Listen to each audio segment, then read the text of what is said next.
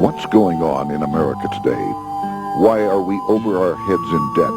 Why can't the politicians bring debt under control?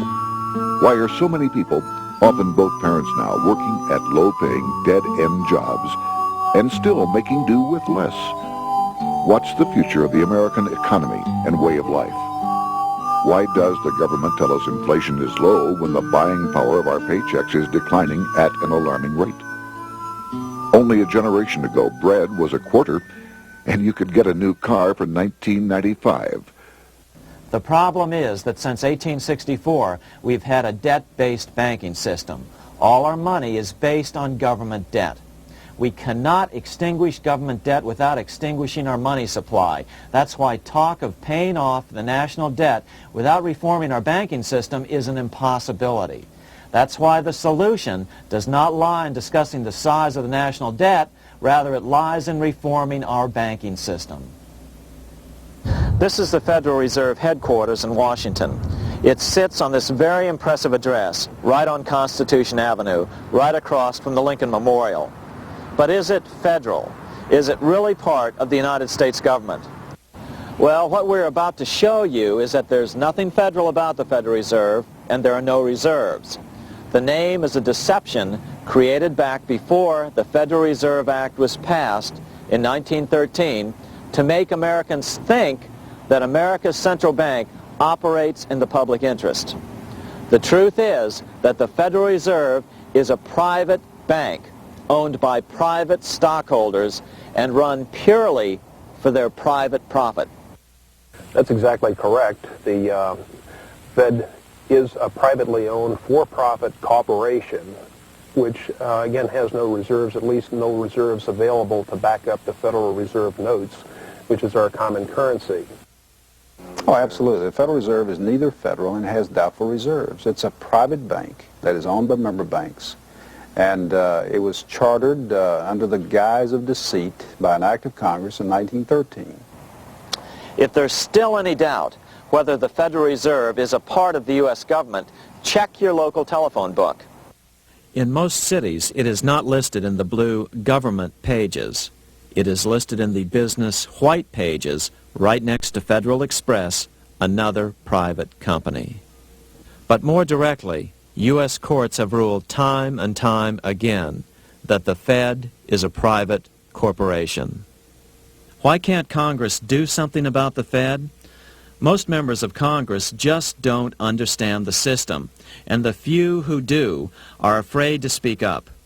For example, initially a veteran congressman from Chicago asked us if he could be interviewed for this video. However, both times our camera crew arrived at his office to do the interview, this was all we were able to film. The congressman never appeared, and eventually decided he no longer wanted to participate. But a few others in Congress have been bolder over the years. Here are three quick examples. In 1923, Representative Charles A. Lindbergh, a Republican from Minnesota, and father of the famed aviator Lucky Lindy, put it this way: the financial system has been turned over to the Federal Reserve Board. That board administers the finance system by authority of a purely profiteering group.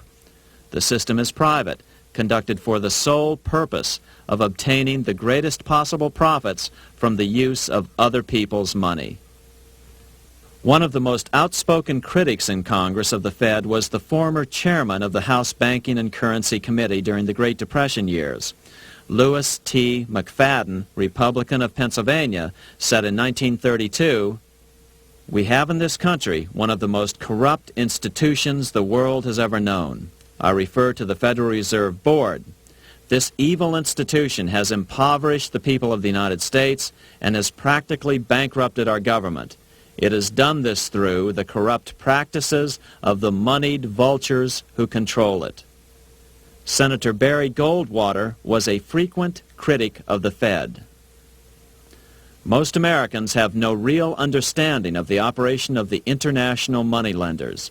The accounts of the Federal Reserve System have never been audited.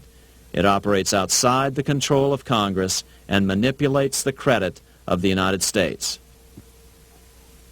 The Federal Reserve really even though it is not part of the federal government, it is more powerful than the federal government. It's more powerful than the president, the Congress, and the courts. Now, a lot of people challenge me on that, but let me prove my case. The Federal Reserve determines what the average person's car payment is going to be, what their house payment is going to be, and whether they have a job or not. And I submit to you that that's total control.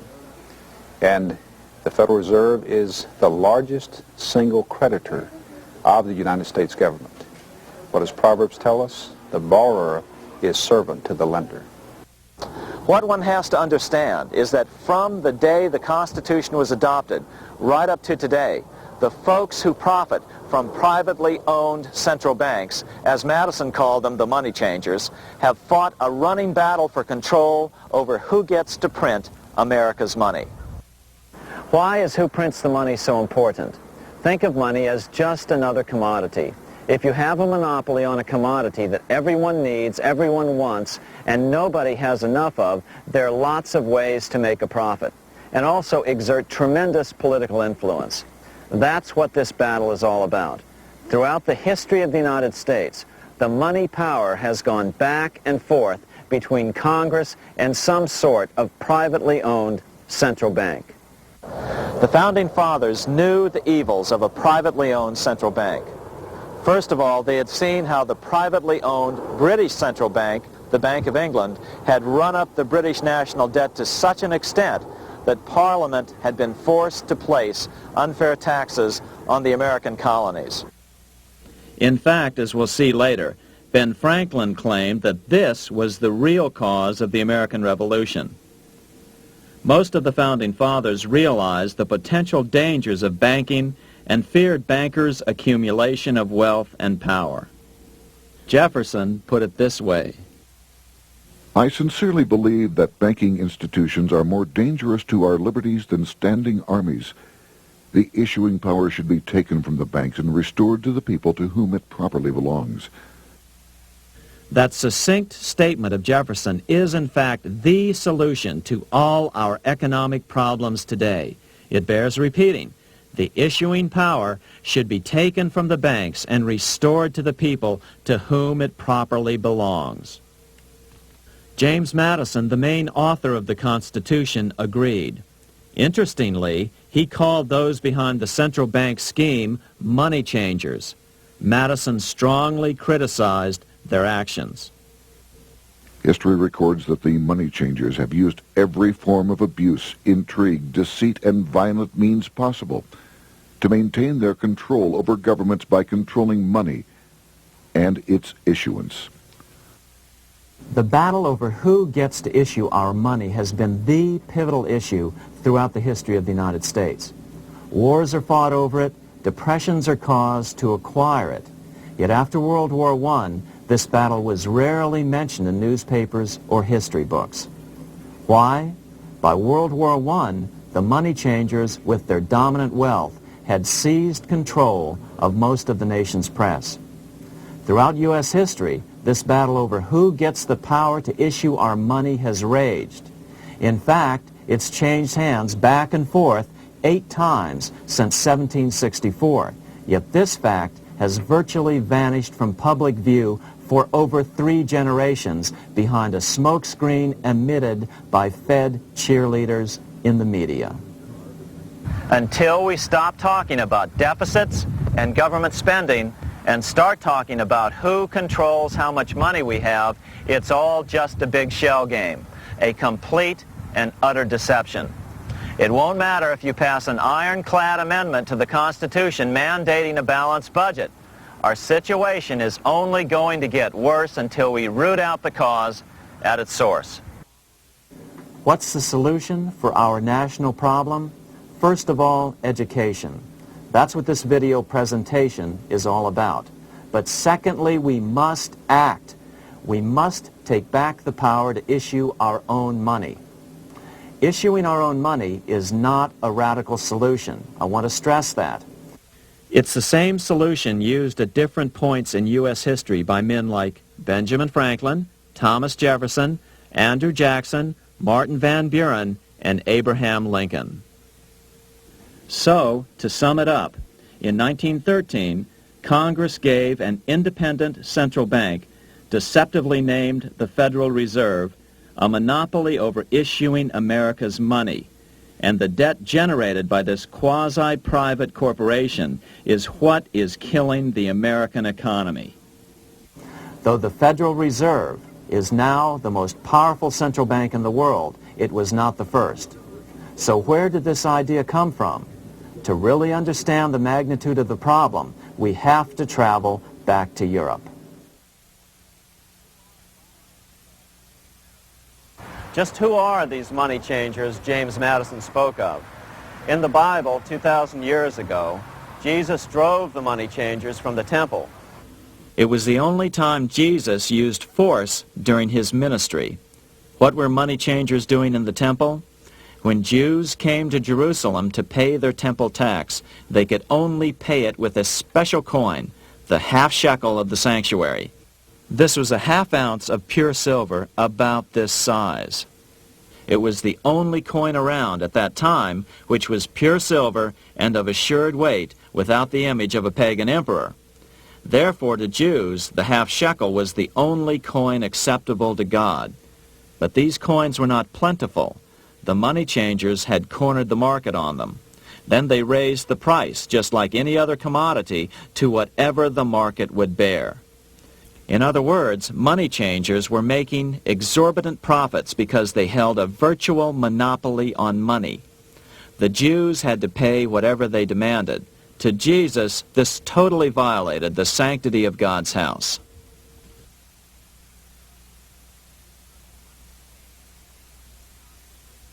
But the money-changing scam did not originate in Jesus' day. 200 years before Christ, Rome was having trouble with money changers.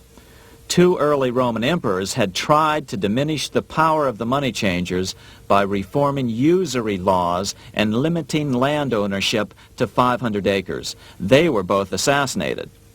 In 48 BC, Julius Caesar took back the power to coin money from the money changers and minted coins for the benefit of all. With this new, plentiful supply of money, he built great public works projects. By making money plentiful, Caesar won the love of the common man. But the money changers hated him. Some believe this was an important factor in Caesar's assassination. One thing is for sure, with the death of Caesar came the demise of plentiful money in Rome. Taxes increased, as did corruption. Just as in the case of America today, usury and debased coin became the rule. Eventually, the Roman money supply was reduced by 90%. As a result, the common people lost their lands and their homes, just as is about to happen soon in America. With the demise of plentiful money, the masses lost confidence in the Roman government and refused to support it. Rome plunged into the gloom of the Dark Ages.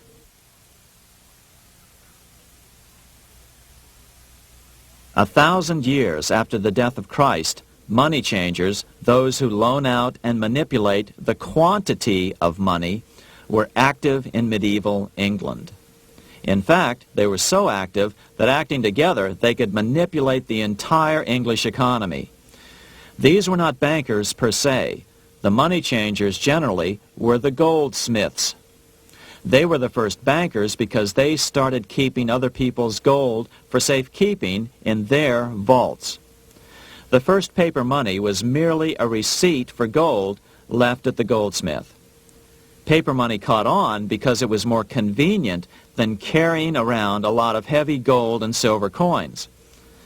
Eventually, goldsmiths noticed that only a small fraction of the depositors ever came in and demanded their gold at any one time. Goldsmiths started cheating on the system.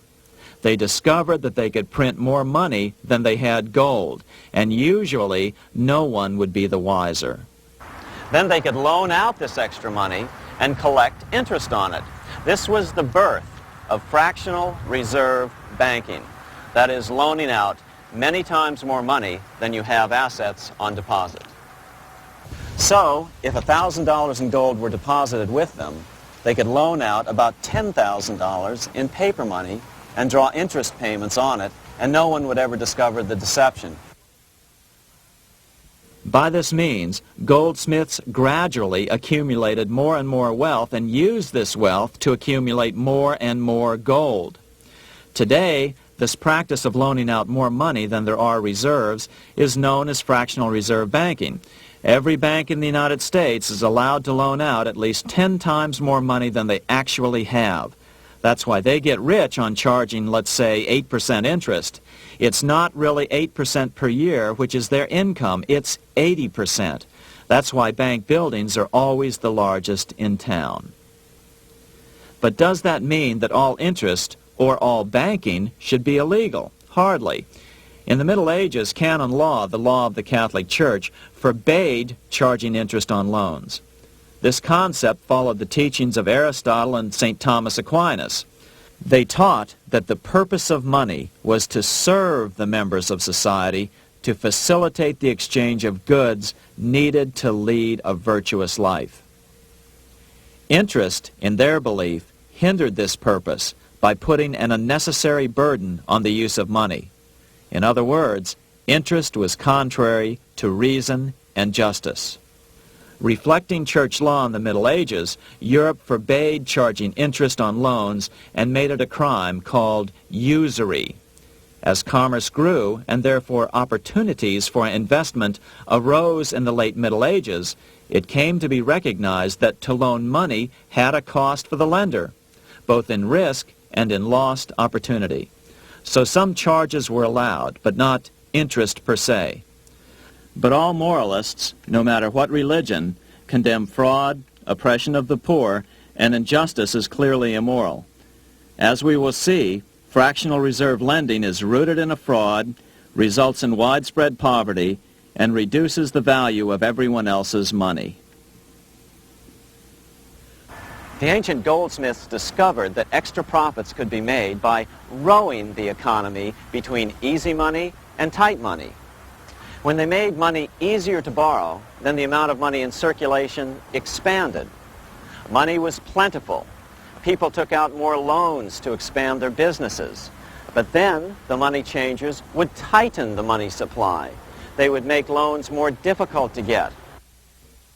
What would happen? Just what happens today. A certain percentage of people could not repay their previous loans and could not take out new loans to repay the old ones. Therefore, they went bankrupt and had to sell their assets to the goldsmiths for pennies on the dollar. The same thing is still going on today. Only today, we call this rowing of the economy up and down the business cycle. Like Julius Caesar, King Henry I of England finally resolved to take the money power away from the goldsmiths about 1100 AD. Henry could have used anything as money, seashells, feathers, or even yak dung, as is often done in remote Tibetan provinces. But he invented one of the most unusual money systems in history. It was called the tally stick system. Here I have one of the few surviving examples of this form of British money, which lasted 726 years until 1826, a tally stick. The tally system was adopted to avoid the monetary manipulation of the goldsmiths. Tally sticks were money fabricated out of sticks of polished wood. Notches were cut along one edge of the stick to indicate the denominations. Then the stick was split lengthwise through the notches so that both pieces still had a record of the notches. The king kept one half to protect against counterfeiting. Then he would spend the other half into the economy and they would circulate as money. This particular tally stick is huge. It represented 25,000 pounds.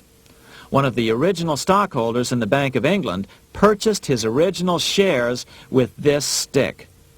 In other words, he bought shares in the world's richest and most powerful corporation with a stick of wood. It's ironic that after its formation in 1694, the Bank of England attacked the tally stick system because it was money outside the power of the money changers, just as King Henry had wanted it to be.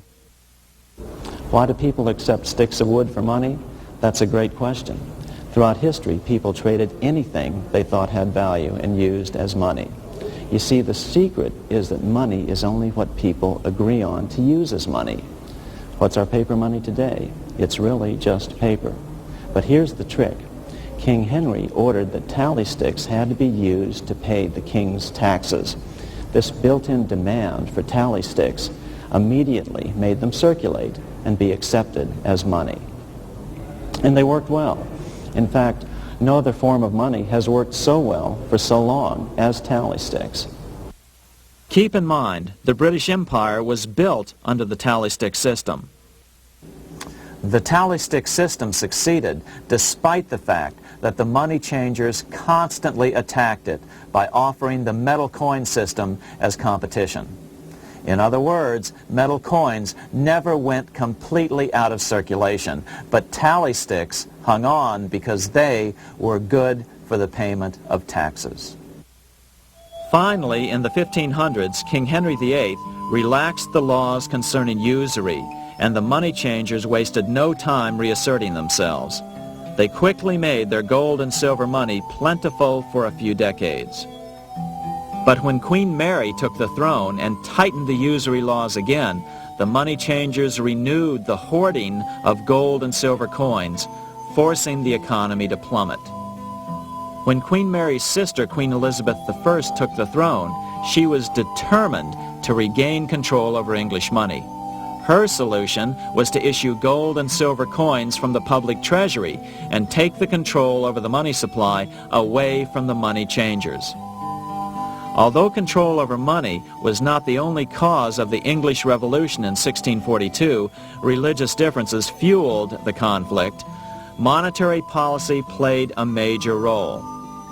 Financed by the money changers, Oliver Cromwell finally overthrew King Charles, purged the Parliament, and put the king to death. The money changers were immediately allowed to consolidate their financial power. The result was that for the next 50 years, the money changers plunged Great Britain into a series of costly wars. They took over a square mile of property in the center of London, known as the City of London. This area today is still known as one of the 3 predominant financial centers of the world. Conflicts with the Stuart kings led the money changers in England to combine with those in the Netherlands to finance the invasion of William of Orange, who overthrew the Stuarts in 1688 and took the English throne.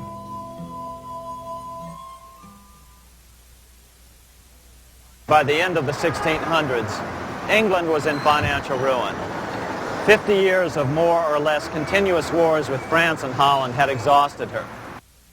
Frantic government officials met with the money changers to beg for the loans necessary to pursue their political purposes. The price was high. A government-sanctioned, privately owned bank which could issue money created out of nothing. It was to be the modern world's first privately owned central bank, the Bank of England. Although it was deceptively called the Bank of England to make the general population think it was part of the government, it was not. Like any other private corporation, the Bank of England sold shares to get started. The investors, whose names were never revealed, were supposed to put up £1.25 million British pounds in gold coin to buy their shares in the bank, but only £750,000 was ever received. Despite that, the bank was duly chartered in 1694 and started out in the business of loaning out several times the money it supposedly had in reserves, all at interest. In exchange, the new bank would loan British politicians as much of the new currency as they wanted, as long as they secured the debt by direct taxation of the British people. So, legalization of the Bank of England amounted to nothing less than legal counterfeiting of a national currency for private gain. Unfortunately, nearly every nation now has a privately controlled central bank using the Bank of England as the basic model. Such is the power of these central banks that they soon take total control over a nation's economy. It soon amounts to nothing but a plutocracy, rule by the rich. It would be like putting control of the army in the hands of the mafia. The danger of tyranny would be extreme. Yes, we need central banks. No, we do not need them in private hands. The central bank scam is really a hidden tax. The nation sells bonds to the central bank to pay for things it does not have the political will to raise taxes to pay for. But the bonds are purchased with money the central bank creates out of nothing. More money in circulation makes your money worth less. The government gets as much money as it needs, and the people pay for it in inflation. The beauty of the plan is that not one person in 1,000 can figure it out because it's usually hidden behind complex-sounding economics gibberish. With the formation of the Bank of England, the nation was soon awash in money. Prices throughout the country doubled. Massive loans were granted for just about any wild scheme. One venture proposed to drain the Red Sea to recover gold supposedly lost when the Egyptian army drowned pursuing Moses and the Israelites. By 1698, government debt grew from the initial £1.25 million to £16 million. Naturally, taxes were increased and then increased again to pay for all of this. With the British money supply firmly in their grip, the British economy began a wild roller coaster series of booms and depressions, exactly the sort of thing a central bank claims it is determined to prevent. There are two things which I think are intrinsic not just to the Bank of England but to central banking generally. The first is an involvement in the formulation of monetary policy with the specific objective of achieving monetary stability. However, since the Bank of England took control, the British pound has rarely been stable. Now let's take a look at the role of the Rothschild family, the family said to be the wealthiest in the world.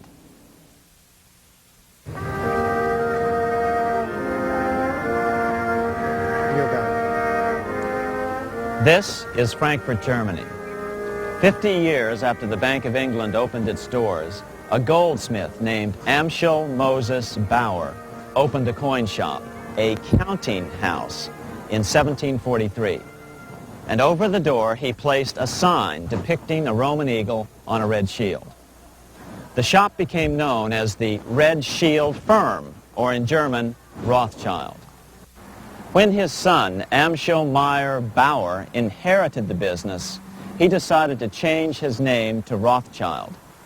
Amschel soon learned that loaning money to governments and kings was more profitable than loaning to private individuals. Not only were the loans bigger, but they were secured by the nation's taxes. Mayer Rothschild had 5 sons. He trained them all in the skills of money creation, then sent them out to the major capitals of Europe to open branch offices of the family banking business. His first son, Amschel Meyer, stayed in Frankfurt to mind the hometown bank. His second son, Solomon, was sent to Vienna. His third son, Nathan, was clearly the most clever. He was sent to London at age 21 in 1798, 100 years after the founding of the Bank of England. His fourth son, Karl, went to Naples, and his fifth son, Jacob, went to Paris. In 1785, Mayer Amschel moved his entire family to this larger house, a 5-story dwelling he shared with the Schiff family. This house was known as the Green Shield. The Rothschilds and the Schiffs would play a central role in the rest of European financial history and in that of the United States. The Rothschilds broke into dealings with European royalty here at Wilhelmshof, the palace of the wealthiest man in Germany, in fact, the wealthiest monarch in all Europe, Prince William of Hesse-Kassel. At first, the Rothschilds were only helping William speculate in precious coins. But when Napoleon chased Prince William into exile, he sent £550,000, a gigantic sum at that time, to Nathan Rothschild in London with instructions for him to buy consols, British government bonds, also called government stock. But Rothschild used the money for his own purposes. With Napoleon on the loose, the opportunities of wartime investments were nearly limitless. William returned here sometime prior to the Battle of Waterloo in 1815. He summoned Rothschild and demanded his money back. The Rothschilds returned William's money with the interest the British consuls would have paid him had the investment actually been made. But the Rothschilds kept all the past profits they had made using William's money. Nathan Rothschild later bragged that in the 17 years he'd been in England, he'd increased his original £20,000 stake given to him by his father by 2,500 times. By cooperating within the family, the Rothschilds soon grew unbelievably wealthy. By the mid-1800s, they dominated all European banking and were certainly the wealthiest family in the world. They financed Cecil Rhodes, making it possible for him to establish a monopoly over the diamond and gold fields of South Africa. In America, they financed the Harrimans and railroads, the Vanderbilts and railroads and the press, and Carnegie in the steel industry, among many others. In fact, during World War I, J.P. Morgan was thought to be the richest man in America. But after his death, it was discovered that he was actually only a lieutenant of the Rothschilds. Once Morgan's will was made public, it was discovered that he owned only 19% of J.P. Morgan companies. By 1850, James Rothschild, the heir of the French branch of the family, was said to be worth 600 million French francs, 150 million more than all the other bankers in France put together. He built this mansion called Ferrier, just east of Paris. Wilhelm I, on seeing it, exclaimed, "Kings couldn't afford this. It could only belong to a Rothschild." Another 19th century French commentator put it this way: "There is but one power in Europe, and that is Rothschild." There is no evidence that their predominant standing in European or world finance has changed. Now let's take a look at the results the Bank of England had produced on the British economy and how that later was the root cause of the American Revolution.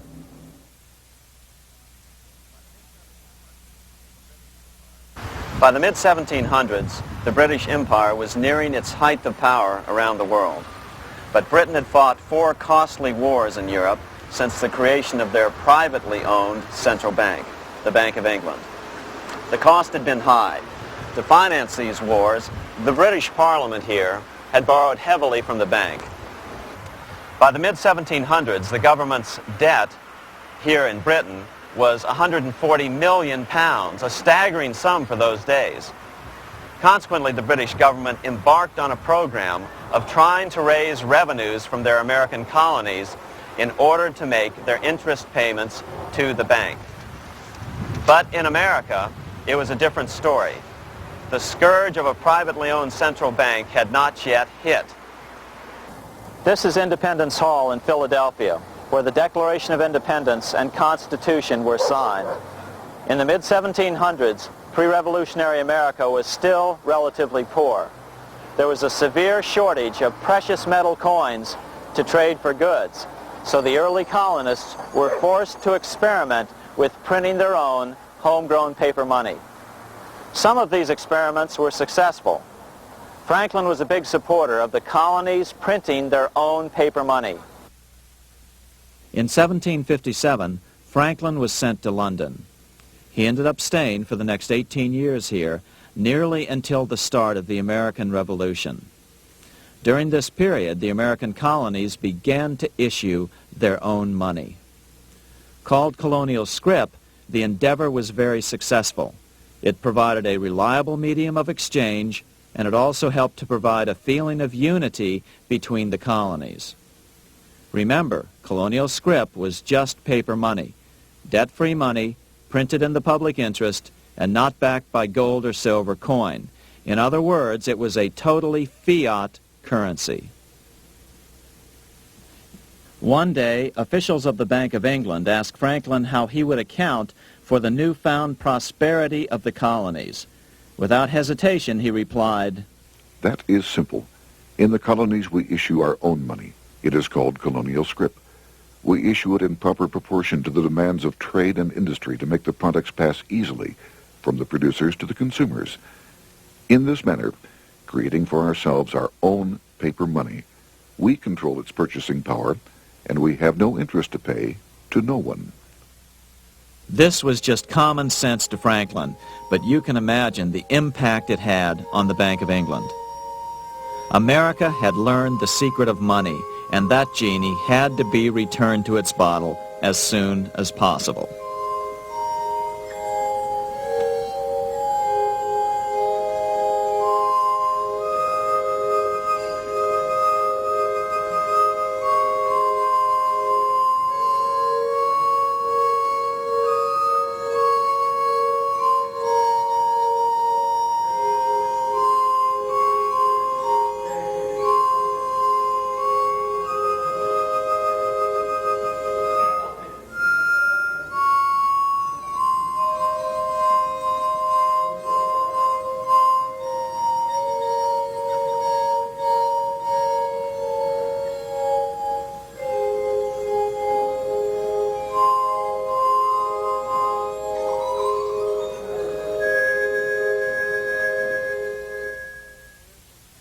As a result, Parliament hurriedly passed the Currency Act of 1764. This prohibited colonial officials from issuing their own money and ordered them to pay all future taxes in gold or silver coins. In other words, it forced the colonies on a gold or silver standard. For those who still believe that a gold standard is the answer for America's current monetary problems, look what happened to America after that. Writing in his autobiography, Franklin said, "In 1 year, the conditions were so reversed that the era of prosperity ended and a depression set in to such an extent that the streets of the colonies were filled with unemployed." Franklin claims that this was even the basic cause for the American Revolution. As Franklin put it in his autobiography, The colonies would gladly have borne a little tax on tea and other matters had it not been that England took away from the colonies their money, which created unemployment and dissatisfaction. The inability of the colonists to get the power to issue their own money permanently out of the hands of George III and the international bankers was the prime reason for the Revolutionary War. by the time the first shots were fired in Lexington, Massachusetts on April 19, 1775, the colonies had been drained of gold and silver coin by British taxation. As a result, the Continental government had no choice but to print money to finance the war. At the start of the Revolution, the U.S. money supply stood at $12 million. By the end of the war, it was nearly $500 million. As a result, the currency was virtually worthless. Shoes sold for $5,000 a pair. Colonial scrip had worked because just enough was issued to facilitate trade. As George Washington lamented, a wagon load of money will scarcely purchase a wagon load of provisions. Today, those who support a gold-backed currency point to this period during the Revolution to demonstrate the evils of a fiat currency. But remember, the same currency had worked so well 20 years earlier during times of peace that the Bank of England had Parliament outlaw it. Towards the end of the Revolution, the Continental Congress, meeting here at Independence Hall, grew desperate for money. In 1781, they allowed Robert Morris, their financial superintendent, to open a privately owned central bank. Incidentally, Morris was a wealthy man who had grown wealthier during the Revolution by trading in war materials.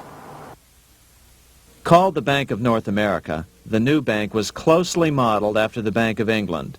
It was allowed to practice fractional reserve banking. That is, it could lend out money it didn't have, then charge interest on it. If you or I were to do that, we would be charged with fraud, a felony. The bank's charter called for private investors to put up $400,000 worth of initial capital. But when Morris was unable to raise the money, he brazenly used his political influence to have gold deposited in the bank, which had been loaned to America by France. He then loaned this money to himself and his friends to reinvest in shares of the bank.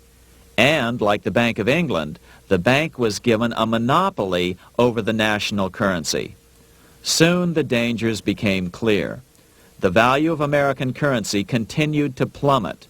So, 4 years later, in 1785, the bank's charter was not renewed.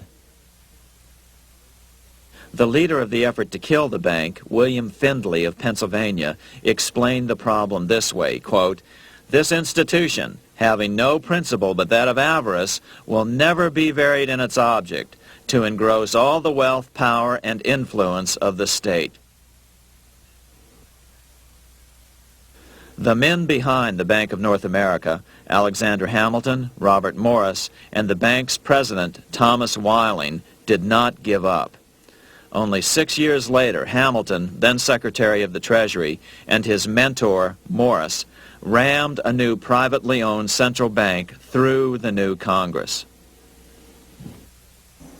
Called the first bank of the United States, Thomas Whiling again served as the bank's president. The players were the same, only the name of the bank was changed.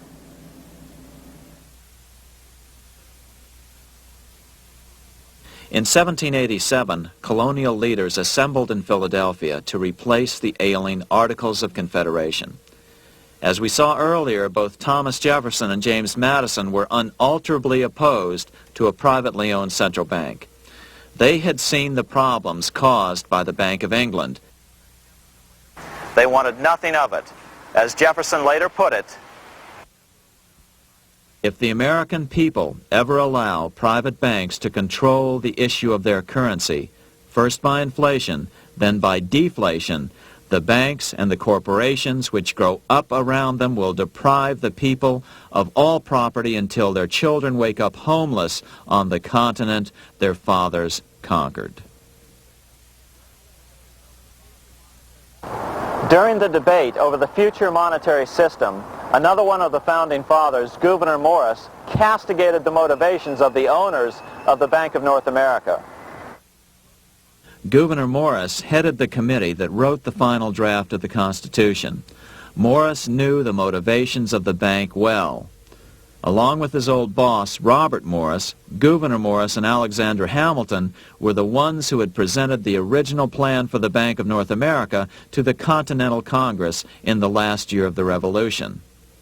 In a letter he wrote to James Madison on July 2nd, 1787, Gouverneur Morris revealed what was really going on.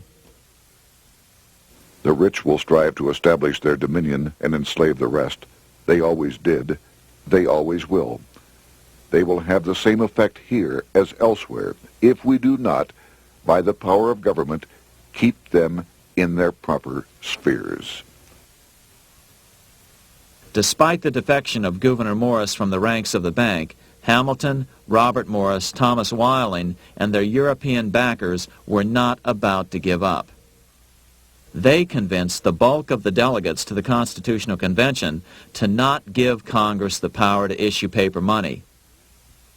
Most of the delegates were still reeling from the wild inflation of the paper currency during the Revolution. They had forgotten how well colonial scrip had worked before the war. But the Bank of England had not. The money changers could not stand to have America printing her own money again. So the Constitution is silent on the matter. This grievous defect left the door wide open for the money changers, just as they had planned.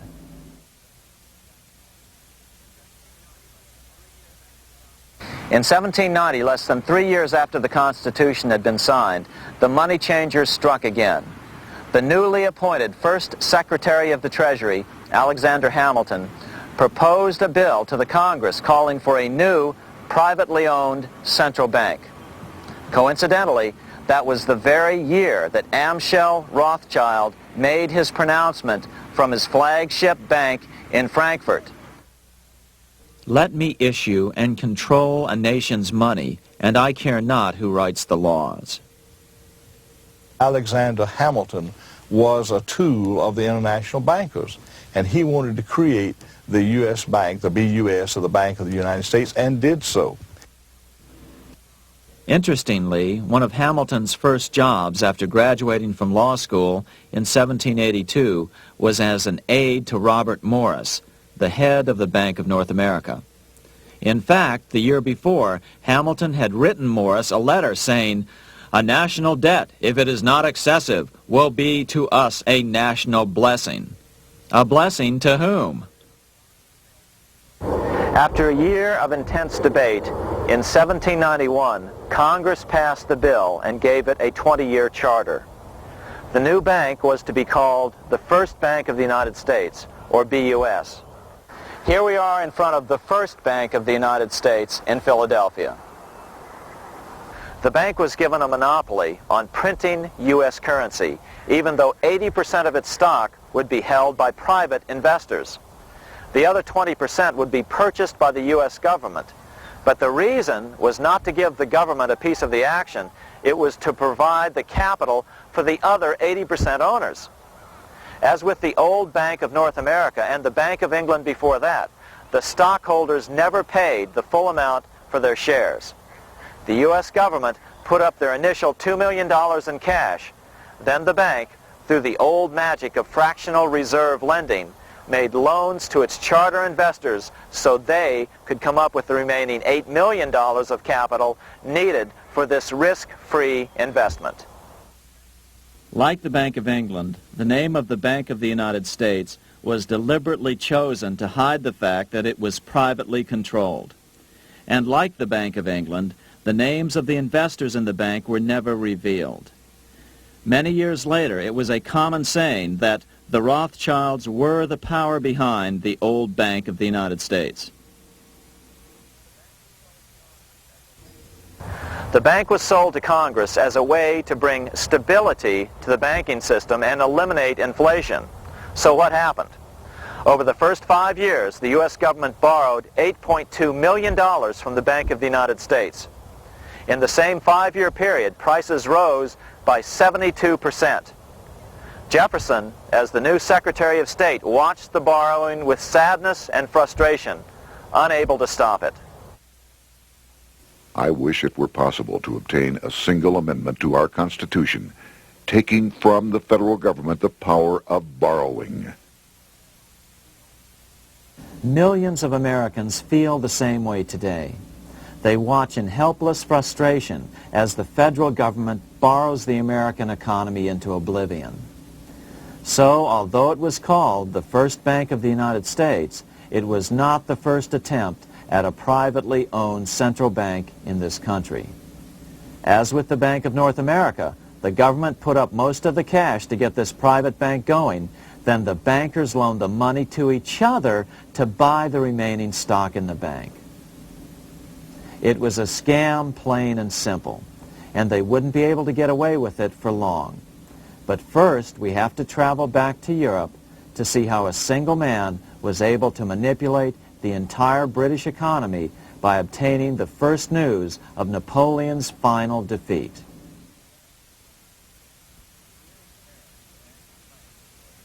Here in Paris, the Bank of France was organized in 1800, just like the Bank of England.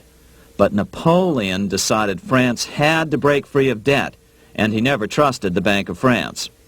He declared that when a government is dependent upon bankers for money, the bankers, not the leaders of the government, are in control. The hand that gives is above the hand that takes. Money has no motherland. Financiers are without patriotism and without decency. Their sole object is gain. Back in America, unexpected help was about to arrive. In 1800, Thomas Jefferson narrowly defeated John Adams to become the third president of the United States. By 1803, Jefferson and Napoleon had struck a deal. The U.S. would give Napoleon $3 million in gold in exchange for a huge chunk of territory west of the Mississippi River, the Louisiana Purchase. With that $3 million, Napoleon quickly forged an army and set off across Europe, conquering everything in his path. But the Bank of England quickly rose to oppose him. They financed every nation in his path, reaping the enormous profits of war. Prussia, Austria, and finally Russia all went heavily into debt in a futile attempt to stop Napoleon. 4 years later, with the main French army in Russia, 30-year-old Nathan Rothschild, the head of the London office of the Rothschild family, personally took charge of a bold plan to smuggle a much-needed shipment of gold right through France to finance an attack by the Duke of Wellington from Spain. Nathan later bragged at a dinner party in London that it was the best business he'd ever done. Little did he know that he would do much better business in the near future. Wellington's attacks from the south and other defeats eventually forced Napoleon to abdicate, and Louis XVIII was crowned king. Napoleon was exiled to Elba, a tiny island off the coast of Italy, supposedly exiled from France forever. While Napoleon was in exile on Elba, temporarily defeated by England with the financial help of the Rothschilds, America was trying to break free of its central bank as well.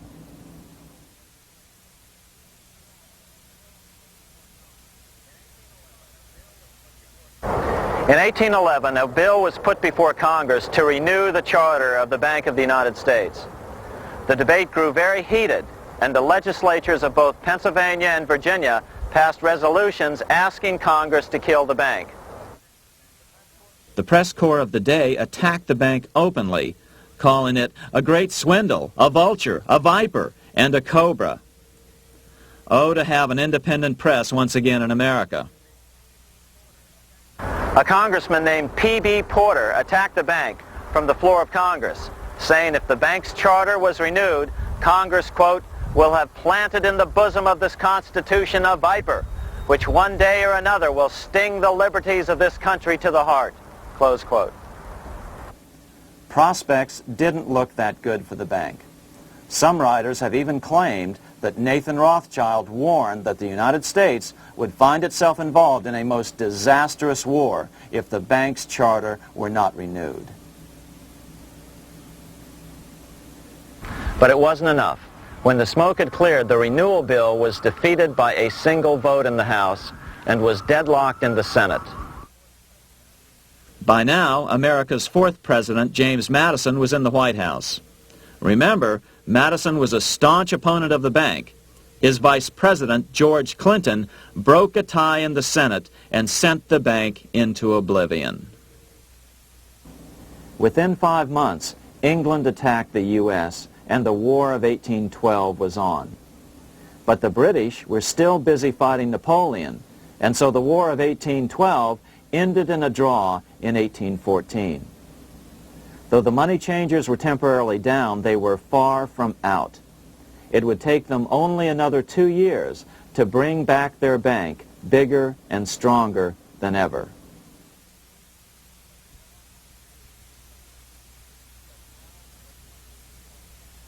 But now let's return to Napoleon, because nothing else in history more aptly demonstrates the ingenuity of the Rothschild family than their control of the British stock market after Waterloo. In 1815, a year after the end of the War of 1812 in America, Napoleon escaped his exile and returned to Paris. French troops were sent out to capture him, but such was his charisma that the soldiers rallied around their old leader and hailed him as their emperor once again. In March of 1815, Napoleon equipped an army which Britain's Duke of Wellington defeated less than 90 days later at Waterloo. Some writers claim Napoleon borrowed £5 million from the Bank of England to rearm. But it appears these funds actually came from the Ouvard banking house in Paris. Nevertheless, from about this point on, it was not unusual for privately controlled central banks to finance both sides in a war. Why would a central bank finance opposing sides in a war? Because war is the biggest debt generator of them all. A nation will borrow any amount for victory. The ultimate loser is loaned just enough to hold out the vain hope of victory, and the ultimate winner is given enough to win. Besides, such loans are usually conditioned upon the guarantee that the victor will honor the debts of the vanquished.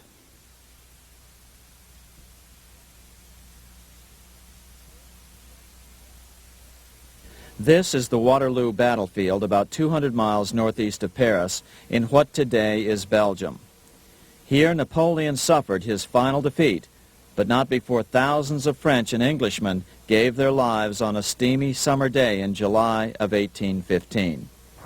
Right over there, on June 18, 1815, 74,000 French troops met 67,000 troops from Britain and other European nations. The outcome was certainly in doubt. In fact, had Napoleon attacked a few hours earlier, he would probably have won the battle. But no matter who won or lost, back in London, Nathan Rothschild planned to use the opportunity to try to seize control over the British stock and bond market and possibly even the Bank of England. Rothschild stationed a trusted agent, a man named Rothworth, on the north side of the battlefield, closer to the English Channel. Once the battle had been decided, Rothworth took off for the Channel. He delivered the news to Nathan Rothschild a full 24 hours before Wellington's own courier. Rothschild hurried to the stock market and took up his usual position in front of an ancient pillar. All eyes were on him. The Rothschilds had a legendary communications network. If Wellington had been defeated and Napoleon was loose on the continent again, Britain's financial situation would become grave indeed. Rothschild looked saddened. He stood there motionless, eyes downcast. Then suddenly he began selling. Other nervous investors saw that Rothschild was selling. It could only mean one thing. Napoleon must have won, Wellington must have lost. The market plummeted. Soon everyone was selling their consols, their British government bonds, and prices dropped sharply. But then Rothschild started secretly buying up the consols through his agents for only a fraction of their worth hours before. Myths, legends, you say? 100 years later, the New York Times ran a story which said that Nathan's grandson had attempted to secure a court order to suppress a book with this stock market story in it. The Rothschild family claimed the story was untrue and libelous, but the court denied the Rothschilds' request and ordered the family to pay all court costs. What's even more interesting about this story is that some authors claim that the day after the Battle of Waterloo, in a matter of hours, Nathan Rothschild came to dominate not only the bond market, but the Bank of England as well.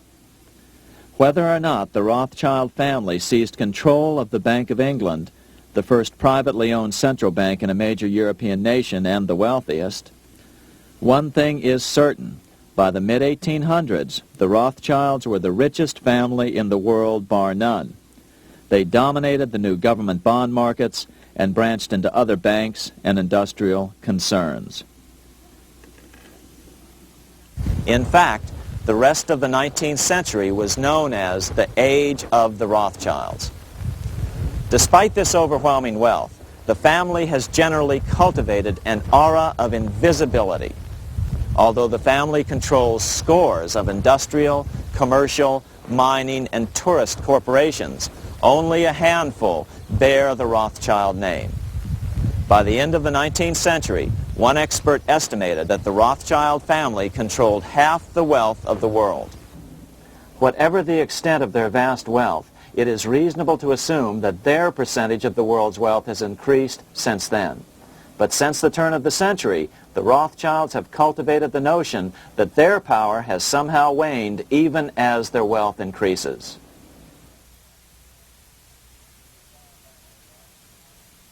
Meanwhile, back in Washington in 1816, just 1 year after Waterloo and Rothschild's alleged takeover of the Bank of England, the American Congress passed a bill permitting yet another privately owned central bank. This bank was called the Second Bank of the United States. The new bank's charter was a copy of the previous banks. The U.S. government would own 20% of the shares of the bank. Of course, the federal share was paid by the Treasury up front into the bank's coffers. Then, through the magic of fractional reserve lending, it was transformed into loans to private investors who then bought the remaining 80% of the shares. Just as before, the primary stockholders remained a secret. But it is known that the largest block of shares, about 1/3 of the total, were sold to foreigners. As one observer put it, it is certainly no exaggeration to say that the Second Bank of the United States was rooted as deeply in Britain as it was in America. So, by 1816, some authors claim the Rothschilds had taken control over the Bank of England and backed a new, privately owned central bank in America as well.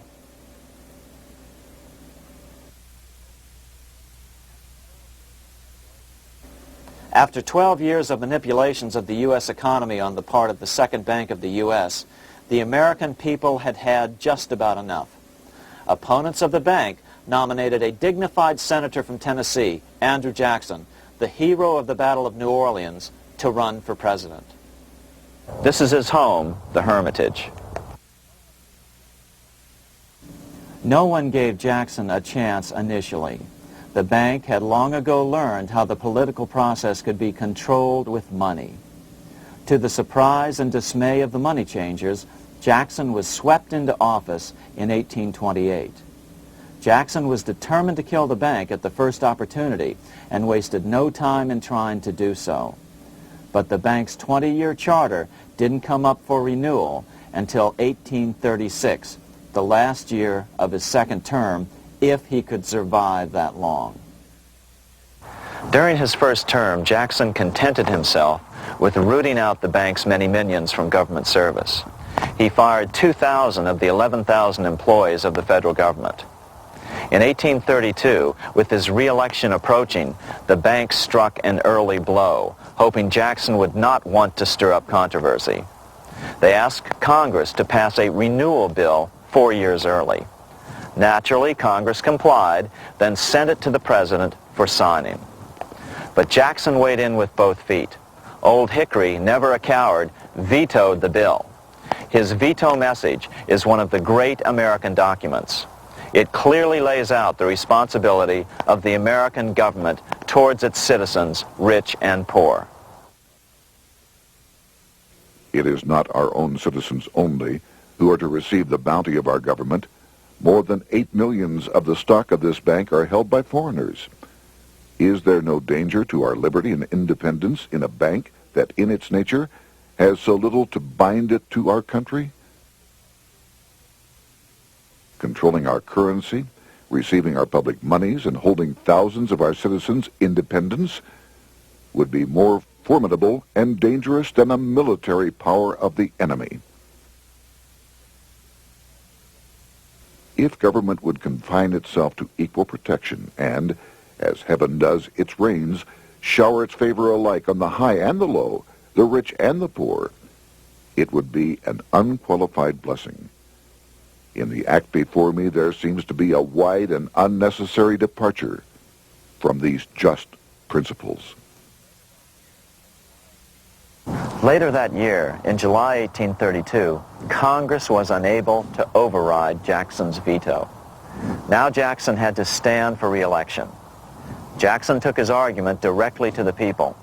For the first time in U.S. history, Jackson took his presidential campaign on the road. Before then, presidential candidates stayed at home and looked presidential. His campaign slogan was Jackson and no bank. The National Republican Party ran Senator Henry Clay against Jackson. Despite the fact that the bankers poured over $3 million into Clay's campaign, Jackson was reelected by a landslide in November of 1832. Despite his presidential victory, Jackson knew the battle was only beginning. "The hydra of corruption is only scotched, not dead," said the newly elected president. Jackson ordered his new Secretary of Treasury, Lewis McLean, to start removing the government's deposits from the second bank and start placing them in state banks. But McLean refused to do so. Jackson fired him and appointed William J. Duane as the new Secretary of the Treasury. Duane also refused to comply with the president's requests, and so Jackson fired him as well and then appointed Roger B. Taney to the office. Taney did withdraw government funds from the bank starting on October 1st, 1833. Jackson was jubilant. "I have it chained. I'm ready with screws to draw every tooth and then the stumps." But the bank was not yet done fighting. Its head, Nicholas Biddle, used his influence to get the Senate to reject Taney's nomination. Then, in a rare show of arrogance, Biddle threatened to cause a depression if the bank was not rechartered. This worthy president thinks that because he has scalped Indians and imprisoned judges, he is to have his way with the bank. He is mistaken. Next, in an unbelievable fit of honesty for a central banker, Biddle admitted that the bank was going to make money scarce to force Congress to restore the bank. Nothing but widespread suffering will produce any effect on Congress. Our only safety is in pursuing a steady course of firm restriction, and I have no doubt that such a course will ultimately lead to restoration of the currency and the recharter of the bank. What a stunning revelation. Here was the pure truth, revealed with shocking clarity. Biddle intended to use the money contraction power of the bank to cause a massive depression until America gave in. Unfortunately, this has happened time and time again throughout U.S. history and is about to happen again in today's world. Nicholas Biddle made good on his threat. The bank sharply contracted the money supply by calling in old loans and refusing to extend new ones. A financial panic ensued, followed by a deep depression. Naturally, Biddle blamed Jackson for the crash, saying that it was caused by the withdrawal of federal funds from the bank. Unfortunately, his plan worked well. Wages and prices sagged. Unemployment soared along with business bankruptcies. The nation quickly went into an uproar. Newspaper editors blasted Jackson in editorials. The bank threatened to withhold payments, which then could be made directly to key politicians for their support. Within only months, Congress assembled in what was called the panic session. 6 months after he had withdrawn funds from the bank, Jackson was officially censured by a resolution which passed the Senate by a vote of 26 to 20. It was the first time a president had ever been censured by Congress. Jackson lashed out at the bank. "You are a den of vipers. I intend to rout you out, and by eternal God, I will rout you out." America's fate teetered on a knife edge. If Congress could muster enough votes to override Jackson's veto, the bank would be granted another 20-year monopoly or more over America's money, time enough to consolidate its already great power. Then a miracle occurred. The governor of Pennsylvania came out supporting President Jackson and strongly criticized the bank. On top of that, Biddle had been caught boasting in public about the bank's plan to crash the economy. Suddenly, the tide shifted. In April of 1834, the House of Representatives voted 134 to 82 against rechartering the bank. This was followed up by an even more lopsided vote to establish a special committee to investigate whether the bank had caused the crash. When the investigating committee arrived at the bank's door in Philadelphia, armed with a subpoena to examine the books, Biddle refused to give them up. Nor would he allow inspection of correspondence with congressmen relating to their personal loans and advances he'd made to them. He also refused to testify before the committee back in Washington. On January 8, 1835, Jackson paid off the final installment on the national debt, which had been necessitated by allowing the banks to issue currency for government bonds rather than simply issuing treasury notes without such debt. He was the only president to ever pay off the debt. A few weeks later, on January 30th, 1835, an assassin by the name of Richard Lawrence tried to shoot President Jackson, but by the grace of God, both pistols misfired. Lawrence was later found not guilty by reason of insanity. After his release, he bragged to friends that powerful people in Europe had put him up to the task and promised to protect him if he were caught. The following year, when its charter ran out, the Second Bank of the United States ceased functioning as the nation's central bank. Biddle was later arrested and charged with fraud. He was tried and acquitted, but died shortly thereafter while still tied up in civil suits. After his second term as president, Jackson retired here to the Hermitage outside of Nashville to live out his life. He is still remembered here for his determination to kill the bank. In fact, he killed it so well that it took the money changers 77 years to undo the damage. When asked what his most important accomplishment had been, Jackson replied, "I killed the bank." Unfortunately, even Jackson failed to grasp the entire picture and its root cause. Although Jackson had killed the central bank, the most insidious weapon of the money changers, fractional reserve banking, remained in use by the numerous state-chartered banks. This fueled economic instability in the years before the Civil War. Still, the central bankers were out, and as a result, America thrived as it expanded westward. During this time, the principal money changers struggled to regain their lost centralized power, but to no avail. Then, finally, they reverted to the old central bankers' formula: war to create debt and dependency. If they couldn't get their central bank any other way, America could be brought to its knees by plunging it into a civil war, just as they had done in 1812 after the first Bank of the United States was not rechartered. 1 month after the inauguration of Abraham Lincoln, the first shots of the American Civil War were fired here at Fort Sumter, South Carolina, on April 12, 1861. Certainly slavery was a cause for the Civil War, but not the primary cause. Lincoln knew that the economy of the South depended upon slavery, and so before the Civil War, he had no intention of eliminating it. Lincoln had put it this way in his inaugural address only 1 month earlier. I have no purpose, directly or indirectly, to interfere with the institution of slavery in the states where it now exists. I believe I have no lawful right to do so, and I have no inclination to do so. Even after the first shots were fired here at Fort Sumter, Lincoln continued to insist that the Civil War was not about the issue of slavery. My paramount objective is to save the Union, and it is not either to save or destroy slavery. If I could save the Union without freeing any slave, I would do it. So what was the Civil War all about? There were many factors at play. Northern industrialists had used protective tariffs to prevent the southern states from buying cheaper European goods. Europe retaliated by stopping cotton imports from the South. The southern states were in a double financial bind.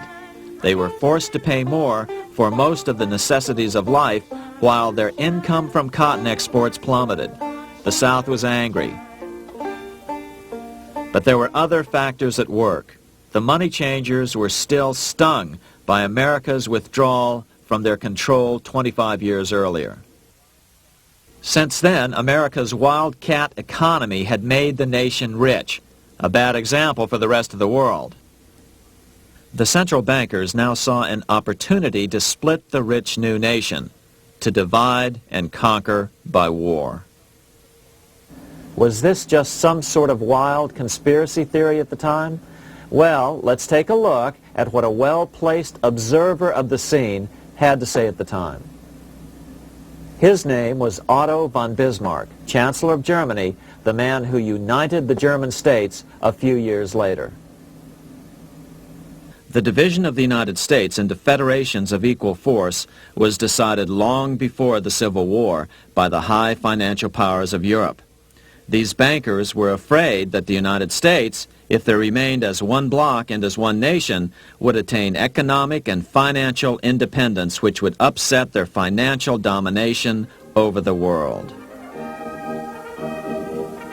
Within months after the first shots here at Fort Sumter, the central bankers loaned Napoleon III of France, the nephew of the Waterloo Napoleon, 210 million francs to seize Mexico and station troops along the southern border of the U.S., taking advantage of their war to violate the Monroe Doctrine and return Mexico to colonial rule.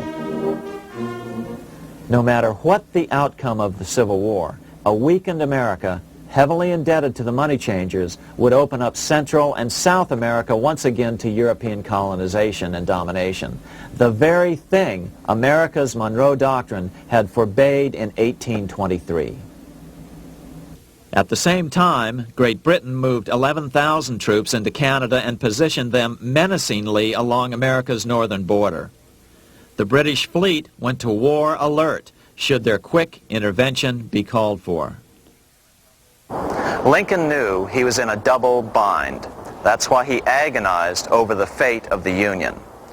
There was a lot more to it than just differences between the North and the South. That's why his emphasis was always on union and not merely the defeat of the South. But Lincoln needed money to win. In 1861, Lincoln and his Secretary of Treasury, Salmon P. Chase, went to New York to apply for the necessary loans. The money changers, anxious to see the Union fail, offered loans at 24 to 36% interest. Lincoln said thanks, but no thanks, and returned to Washington. Lincoln sent for an old friend, Colonel Dick Taylor of Chicago, and put him on the problem of financing the war. During one meeting, Lincoln asked Taylor what he discovered. Taylor put it this way: "Why, Lincoln, that is easy. Just get Congress to pass a bill authorizing the printing of full legal tender treasury notes, and pay your soldiers with them, and go ahead and win your war with them also." When Lincoln asked if the people of the United States would accept the notes, Taylor said, "The people, or anyone else, will not have any choice in the matter if you make them full legal tender. They will have the full sanction of the government and be just as good as any money, as Congress is given that express right by the Constitution." So that's exactly what Lincoln did. In 1862-63, he printed up $450 million worth of the new bills. In order to distinguish them from other banknotes in circulation, he printed them in green ink on the back side. That's why the notes were called greenbacks. With this new money, Lincoln paid the troops and bought their supplies. During the course of the war, nearly $450 million worth of greenbacks were printed at no interest to the federal government. Lincoln understood who was really pulling the strings and what was at stake for the American people. This is how he explained his rationale. The government should create, issue, and circulate all the currency and credit needed to satisfy the spending power of the government and the buying power of consumers. The privilege of creating and issuing money is not only the supreme prerogative of government, but it is the government's greatest creative opportunity. By the adoption of these principles, the taxpayers will be saved immense sums of interest. Money will cease to be master and become the servant of humanity. A truly incredible editorial in the London Times explained the central bankers' attitude towards Lincoln's greenbacks. If this mischievous financial policy, which has its origins in North America, shall become indurated down to a fixture, then That government will furnish its own money without cost. It will pay off debts and be without debt. It will have all the money necessary to carry on its commerce. It will become prosperous without precedent in the history of the world. The brains and wealth of all countries will go to North America. That country must be destroyed, or it will destroy every monarchy on the globe. The scheme was effective, so effective that the next year, 1863, with Federal and Confederate troops beginning to mass for the decisive battle of the Civil War, and the Treasury in need of further congressional authority to issue more greenbacks, Lincoln allowed the bankers to push through the National Bank Act. These new national banks would operate under a virtual tax-free status and collectively had the exclusive monopoly power to create the new form of money, banknotes. Though greenbacks continued to circulate, their numbers were not increased. But most importantly, from this point on, the entire U.S. money supply would be created out of debt by bankers buying U.S. government bonds and issuing them for reserves for banknotes. As historian John Kenneth Galbraith explained it, in numerous years following the war, the federal government ran a heavy surplus. It could not, however, pay off its debt, retire its securities, because to do so meant there would be no bonds to back the national banknotes. To pay off the debt was to destroy the money supply. Later in 1863, Lincoln got some unexpected help from Tsar Alexander II of Russia. The Tsar, like Bismarck in Germany, knew what the international money changers were up to and had steadfastly refused to let them set up a central bank in Russia. If America survived and was able to remain out of their clutches, the Tsar's position would remain secure. If the bankers were successful at dividing America and giving the pieces back to Great Britain and France, both nations under control of their central banks, eventually they would threaten Russia again. So the Tsar gave orders that if either England or France actively intervened and gave aid to the South, Russia would consider such action as a declaration of war. He did the same with part of his Pacific Fleet and sent them to port in San Francisco. Lincoln was reelected the next year, 1864. Had he lived, he would surely have killed the national bank's money monopoly extracted from him during the war. On November 21st, 1864, he wrote a friend the following. The money power preys upon the nation in times of peace and conspires against it in times of adversity. It is more despotic than monarchy, more insolent than autocracy, more selfish than bureaucracy. Shortly before Lincoln was murdered, his former Secretary of Treasury, Salmon P. Chase, bemoaned his role in helping secure the passage of the National Banking Act only 1 year earlier. My agency in promoting the passage of the National Banking Act was the greatest financial mistake in my life. It has built up a monopoly which affects every interest in the country. On April 14, 1865, 41 days after his second inauguration and just 5 days after Lee surrendered to Grant at Appomattox, Lincoln was shot by John Wilkes Booth at Ford's Theater. Bismarck, Chancellor of Germany, lamented the death of Abraham Lincoln. The death of Lincoln was a disaster for Christendom. There was no man in the United States great enough to wear his boots. I fear that foreign bankers, with their craftiness and torturous tricks, will entirely corrupt the exuberant riches of America and use it systematically to corrupt modern civilization. They will not hesitate to plunge the whole of Christendom into wars and chaos in order that the earth should become their inheritance. Bismarck well understood the money changers' plan. Allegations that international bankers were responsible for Lincoln's assassination surfaced in Canada 70 years later in 1934. Gerald G. McGeer, a popular and well-respected Canadian attorney, revealed this stunning charge in a 5-hour speech before the Canadian House of Commons, blasting Canada's debt-based money system. Remember, it was 1934, the height of the Great Depression, which was ravaging Canada as well. McGeer had obtained evidence deleted from the public record, provided to him by Secret Service agents at the trial of John Wilkes Booth, after Booth's death. McGeer said it showed that Booth was a mercenary working for the international bankers. According to an article in the Vancouver Sun of May 2nd, 1934, Abraham Lincoln, the martyred emancipator of the slaves, was assassinated through the machinations of a group representative of the international bankers who feared the United States president's national credit ambitions. There was only one group in the world at that time who had any reason to desire the death of Lincoln. They were the men opposed to his national currency program and who had fought him throughout the whole Civil War on his policy of greenback currency. Interestingly, McGeer claimed that Lincoln was assassinated not only because international bankers wanted to reestablish a central bank in America, but because they also wanted to base America's currency on gold. Gold they controlled.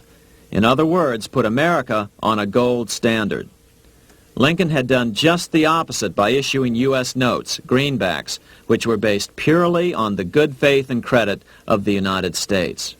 The article quoted McGeer as saying, "They were the men interested in the establishment of the gold standard and the right of the bankers to manage the currency and credit of every nation in the world.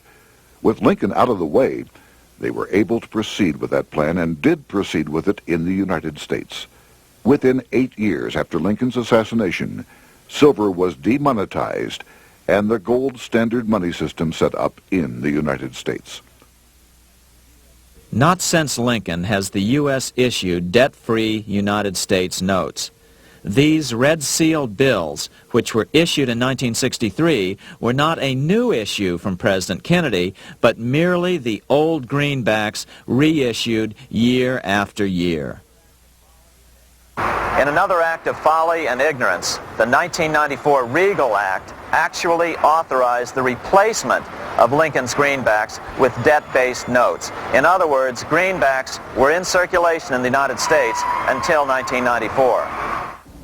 Why was silver bad for the bankers and gold good? Simple. Because silver was plentiful in the United States. It was very hard to control.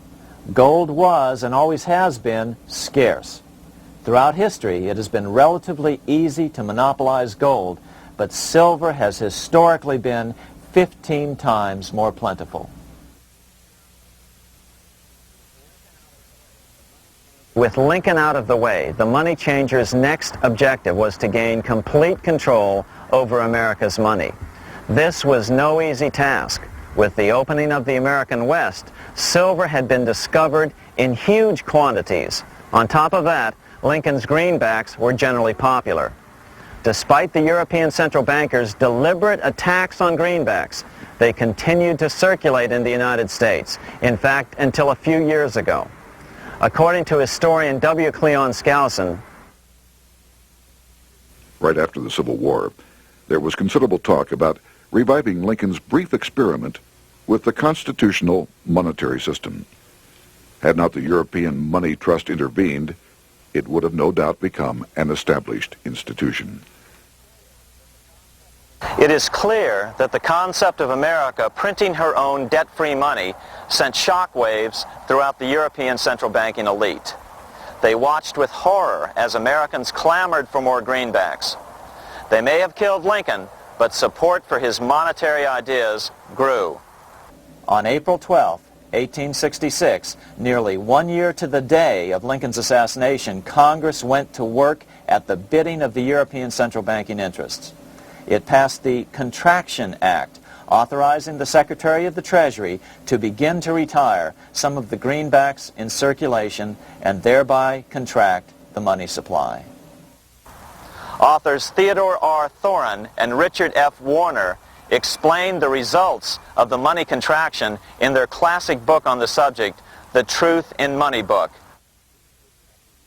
The hard times which occurred after the Civil War could have been avoided if the greenback legislation had continued as President Lincoln had intended. Instead, there were a series of money panics, what we call recessions, which put pressure on Congress to enact legislation to place the banking system under centralized control. Eventually, the Federal Reserve Act was passed on December 23, 1913.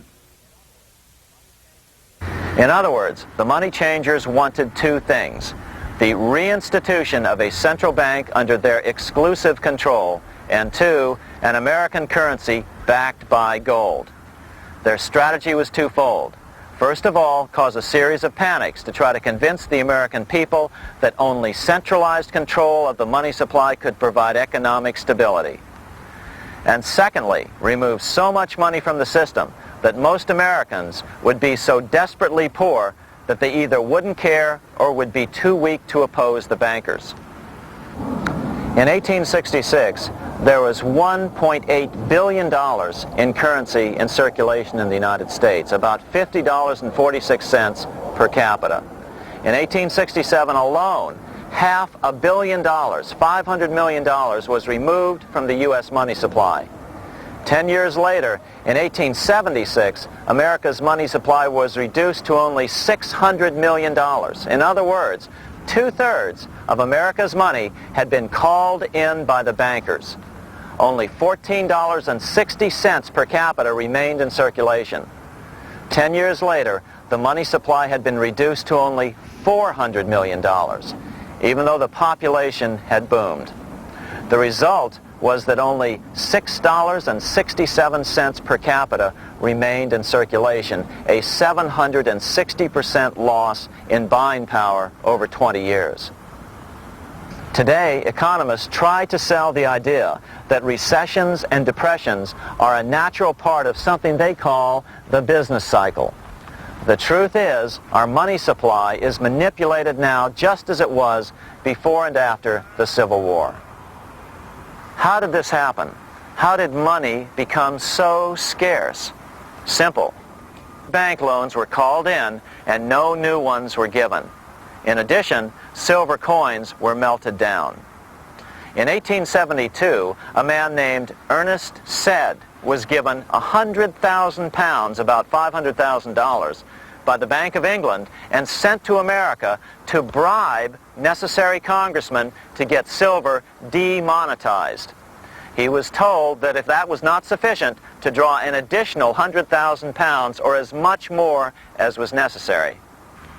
The next year, Congress passed the Coinage Act of 1873, and the minting of silver dollars abruptly stopped.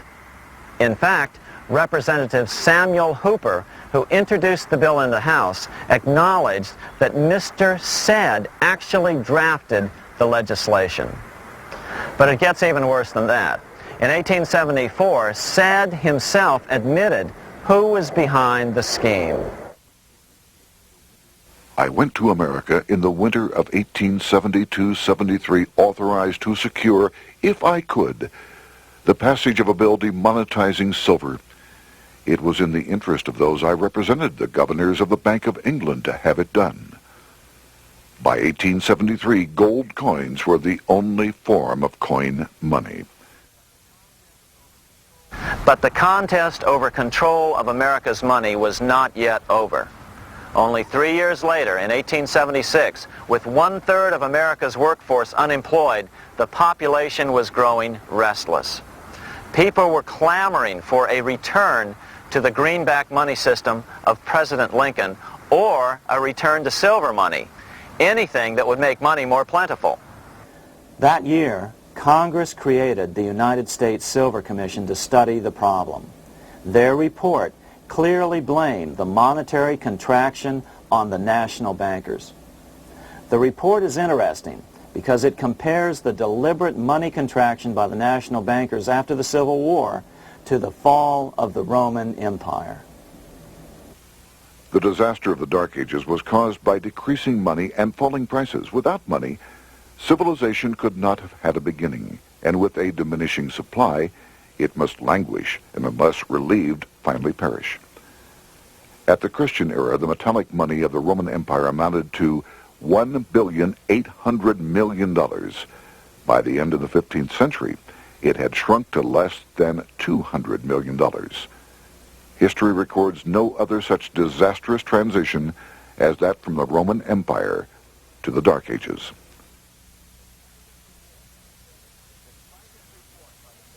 Despite this report by the Silver Commission, Congress took no action. The next year, 1877, riots broke out from Pittsburgh to Chicago. The torches of starving vandals lit up the sky. The bankers huddled to decide what to do. They decided to hang on. Now that they were back in control to a certain extent, they were not about to give it up. At the meeting of the American Bankers Association that year, they urged their membership to do everything in their power to put down the notion of a return to greenbacks. The ABA Secretary, James Buell, authored a letter to the members which blatantly called on the banks to subvert not only Congress, but the press. It is advisable to do all in your power to sustain such prominent daily and weekly newspapers, especially the agricultural and religious press, as will oppose the greenback issue of paper money, and that you will also withhold patronage from all applicants who are not willing to oppose the government issue of money. To repeal the act creating banknotes or to restore to circulation the government issue of money will be to provide the people with money and will therefore seriously affect our individual profits as bankers and lenders. See your congressman at once and engage him to support our interest that we may control legislation. As political pressure mounted in Congress for change, the press tried to turn the American people away from the truth. The New York Tribune put it this way on January 10th, 1878. "The capital of the country is organized at last, and we will see whether Congress will dare to fly in its face." But it didn't work entirely. On February 28, 1878, Congress passed the Sherman Law, allowing the minting of a limited number of silver dollars, ending the 5-year hiatus. This did not end gold backing of the currency, however, nor did it completely free silver. Previous to 1873, anyone who brought silver to the U.S. Mint could have it struck into silver dollars free of charge. No longer. But at least some money began to flow back into the economy again. With no further threat to their control, the bankers loosened up on loans, and the post-Civil War depression was finally ended. 3 years later, the American people elected Republican James Garfield president. Garfield understood how the economy was being manipulated. As a congressman, he had been chairman of the Appropriations Committee and was a member of Banking and Currency. After his inauguration, he slammed the money changers publicly in 1881. Whoever controls the volume of money in any country is absolute master of all industry and commerce. And when you realize that the entire system is very easily controlled, one way or another, by a few powerful men at the top, you will not have to be told how periods of inflation and depression originate. Unfortunately, within a few weeks of making this statement, on July 2nd of 1881, President Garfield was assassinated.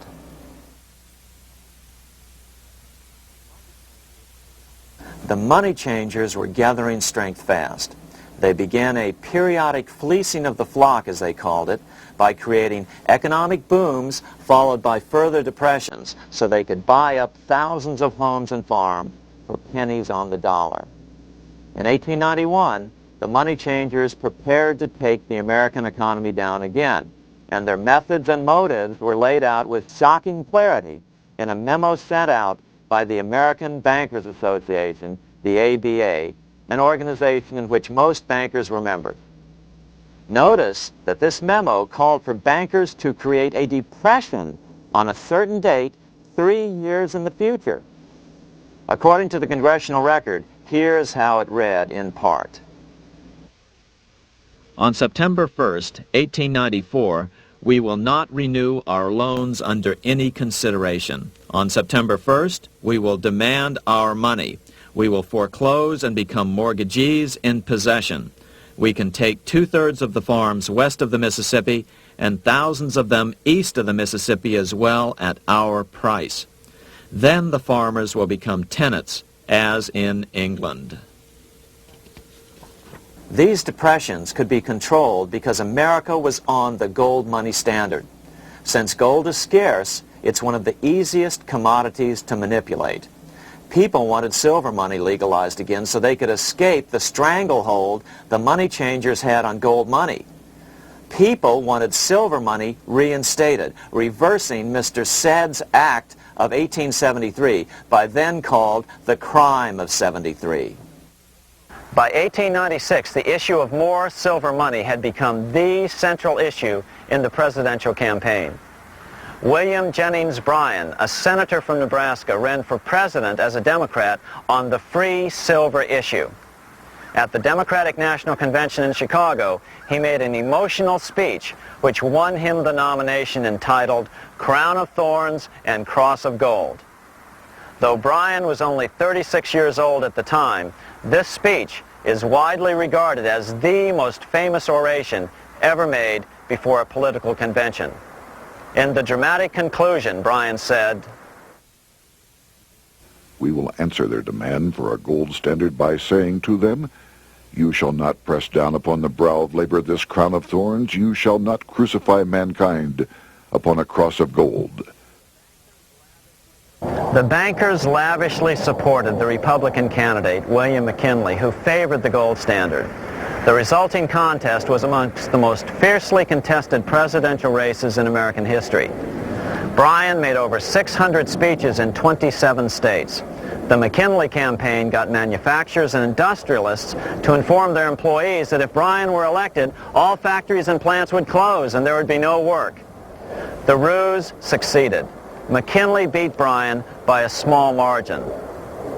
Bryan ran for president again in 1900 and in 1908, but fell short each time. During the 1912 Democratic Convention, Bryan was a powerful figure who helped Woodrow Wilson win the nomination. When Wilson became president, he appointed Bryan as Secretary of State, but Bryan soon became disenchanted with the Wilson administration. Bryan served only 2 years in the Wilson administration before resigning in 1915 over the highly suspicious sinking of the Lusitania, the event which was used to drive America into World War I. Although William Jennings Bryan never gained the presidency, his efforts delayed the money changers for 17 years from attaining their next goal.